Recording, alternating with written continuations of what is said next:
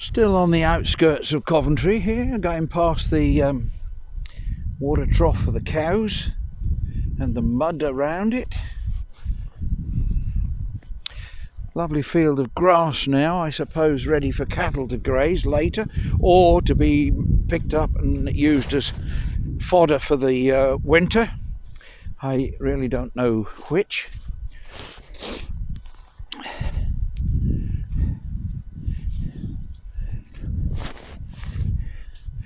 It's a brisk day. It's supposedly 10 degrees, but on the same app it says feels like 6, and to be quite honest, with this chill breeze, yeah, I don't even know if it feels like 6, but what do I know.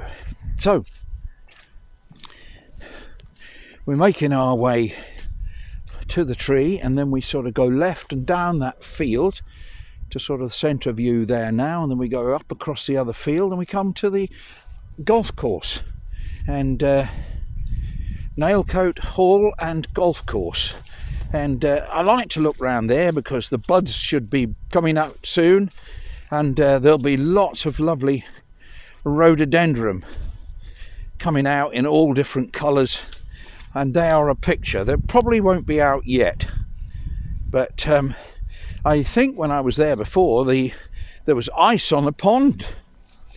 I suppose I ought to apologise that we can't do visits to all sorts of places now. They're all near our house, which is you know, within the vicinity, because of COVID, and that of course means that we can't go far. And hence you have similar videos, although in terms of rambling, the rambling might be similar, but my rambling is different every time, I think. So a lot of trains going along there. That's the railway going from Birmingham to London. That looks like a cross-country one to me. They seem to be putting on loads and loads of these very long trains, but there's nobody on them. I heard the other day they are going to cut a lot of them, but they use the long ones so people can spread out. But of course what's happened is lots and lots of people now are working from home. They don't need to travel.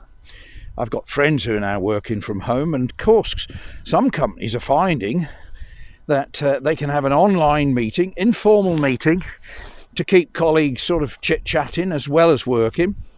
And they're doing away with their office, and they're buying everybody a computer to work on, and it's actually cheaper than paying for the office. Now, this is what makes me wonder what the HS2, the High Speed Rail 2, is going to be for, because if not so many people, hardly anybody is going from Birmingham to London anymore because they're working at home and it's cheaper for their company, it makes you wonder what they're building it for. My gut feeling is that Boris wants a legacy, but good luck to him if he wants a white elephant for a legacy. That's just a personal thinking. You may A, disagree, B, it might not even turn out like that. It may be wonderful, jammed full of people who have suddenly decided to pay money to open their offices again, and it'll all be hunky-dory, but how would I know? Just a personal opinion, as always. That's all one can give. You can't give somebody else's opinion. You might respect it, but you don't have to agree with it. But there we are. Right out here now. Clouds are rolling along there.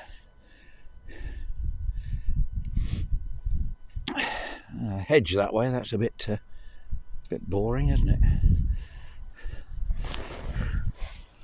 And off we go once again.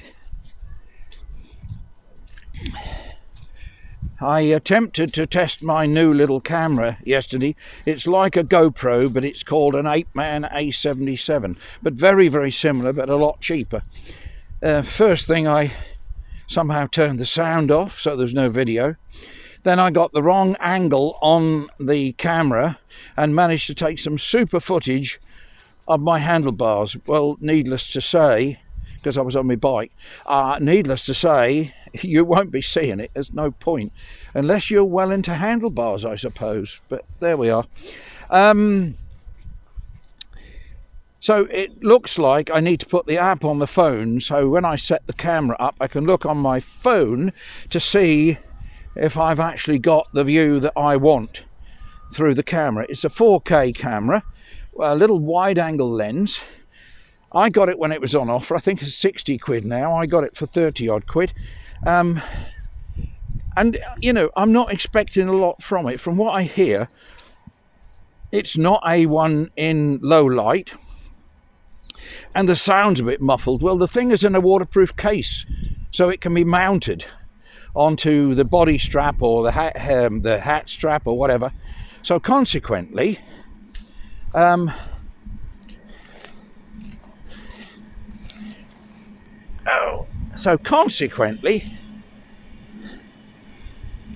me think. I'm thinking of other things here now, like the mud and the gate.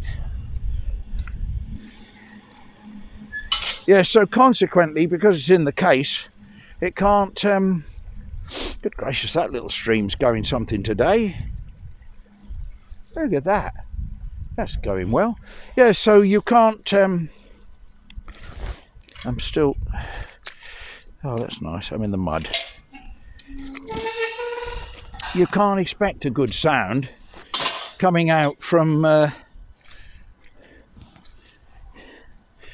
plastic case where the microphone is encased inside, and I was hoping that I could connect up my speaker by microphone to it, but that's doesn't look too possible either, because it's inside the case. So what I may do, as I'm unlikely to be filming underwater, and probably I could get a spare case if I needed to, drill a little hole in the side so I can put my microphone in it.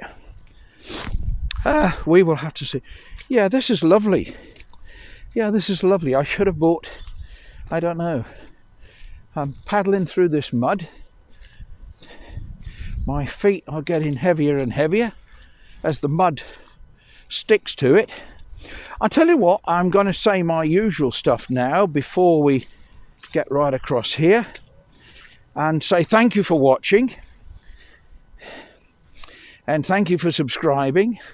How grateful I would be if more of you would subscribe. You'll make an old man very happy. And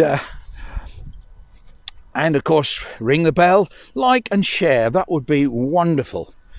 So, before I get bogged down anymore in what was once a footpath and is now a mud bath, I'll say bye for now from the Rambling Rambler, on the outskirts of Coventry, United Kingdom. It's bye for now. I'll give you the wonderful view of the mud. There we are. That's what you like, isn't it? Okay, it's the Rambling Rambler, Dave to his friends. Bye for now. See you soon.